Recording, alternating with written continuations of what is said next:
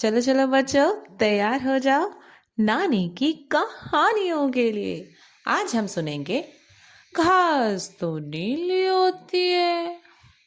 एक बार की बात थी। एक घने जंगल में एक बाघ टहल रहा था। तभी उसकी नजर एक गधे पर पड़ी जो घास चर रहा था। बाघ ने दोस्ताना अंदाज में पूछा, और भाई, कैसे हो? हरी भरी घास खाकर कैसा लग रहा है? गधा चबाते चबाते बोला, लग तो बहुत अच्छा रहा है, पर घास तो नीली होती है। बाघ चौंक गया। क्या?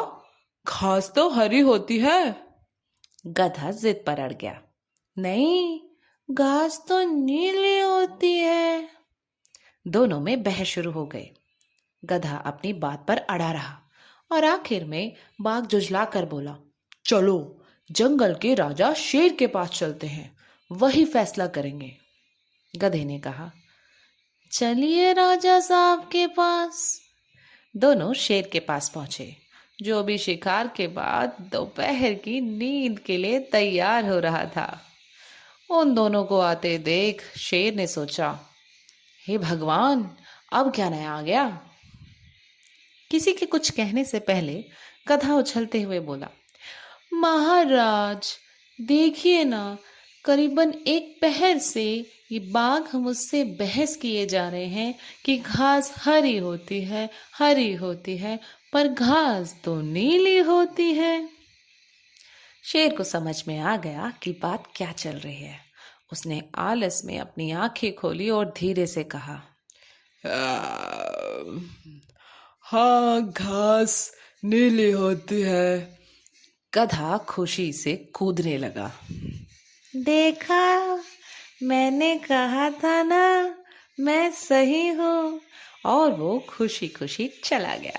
गधे के जाते ही शेर ने बाघ की ओर देखा और कहा, तुम्हें 3 दिन की सजा दी जाती है। बाघ हैरान हो गया।